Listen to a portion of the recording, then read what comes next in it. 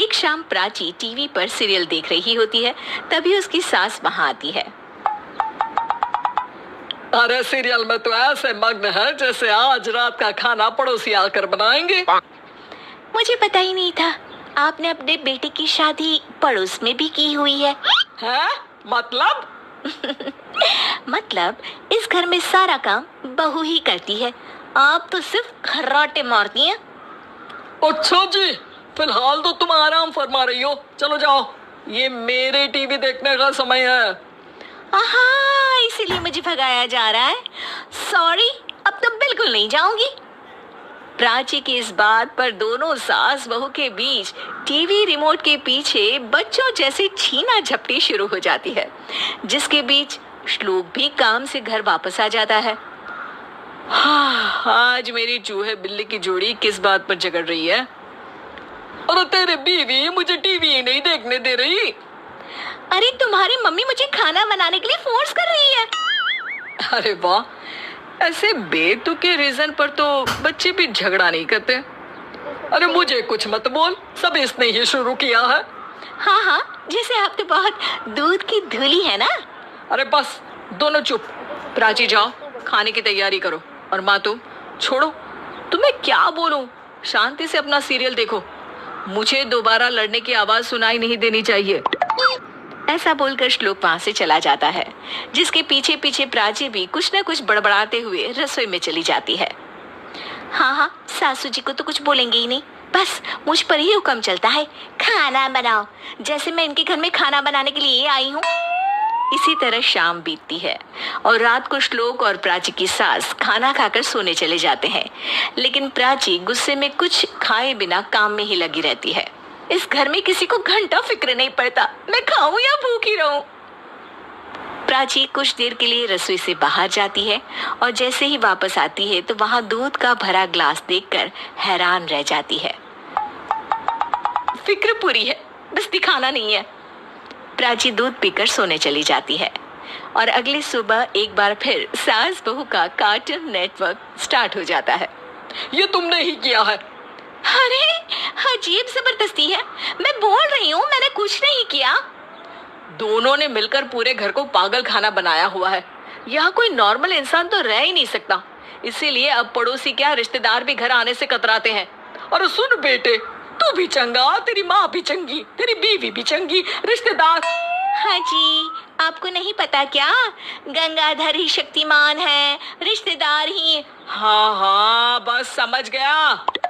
कभी जानवरों जैसे लड़ेंगी तो कभी जुगलबंदी करेंगी। भाई मैं आप दोनों के बीच में नहीं फंसना चाहता।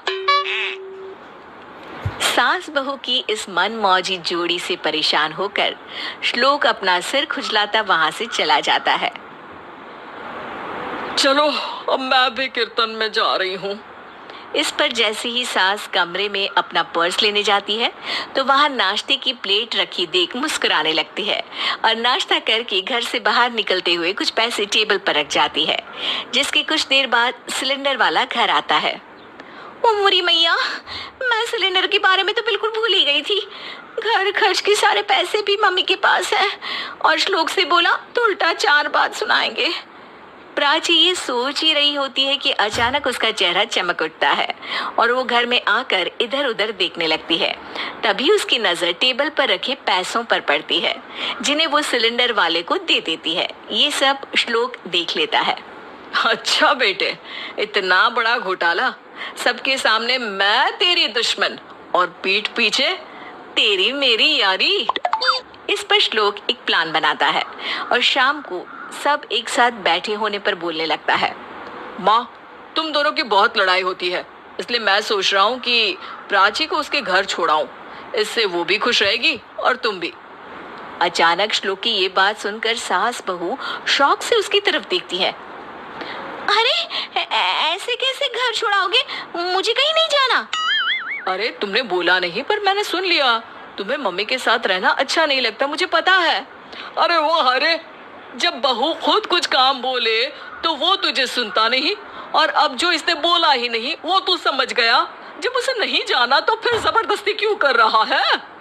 अच्छा, फिर आपको मौसी के घर छोड़ाता हूँ, बस अब आप दोनों एक घर में एक छत के नीचे नहीं रह सकती। मैं इस टॉम एंड जेरी की जोड़ी को और नहीं झेल सकता। है? ऐसे कैसे नहीं रह सकते? तुम्हें इतनी दिक्कत है तो तुम्हारा बोरिया बिस्तर पैक कर देती हूँ, लेकिन मम्मी जी कहीं नहीं जाएंगी। बिल्कुल यही सुनना था मुझे। अगर दोनों में इतना ही प्यार है फिर हर वक्त ये लड़ाई का नाटक क्यों करती हो? देखा मैंने कैसे माँ किचन में दूध रखती है और तुम उनके लिए कमरे में नाश्ता रखती हो, और कैसे वो पहले ही तुम्हारी दिक्कत समझकर घर में पैसे रखकर बाहर जाती है। अरे भाई, इतना ड्रामा तो डेली सोप में भी नहीं होता जितना तुम दोनों ने इस घर में फैलाया हुआ है। तू हमें टॉम एंड जेरी बोलता है ना, तो याद कर वो दोनों भी एक दूसरे को बाहर वालों की बुरी नजर से बचाने के लिए हमेशा सबके सामने लड़ते थे, लेकिन अकेले में दिक्कत के समय मदद भी तो करते थे। बस हमारा रिश्ता भी कुछ ऐसा ही है। और वैसे भी अगर सास बहू में तू मैं नहीं होती तो दुनिया वालों को कहानियां कैसे मिलेंगी?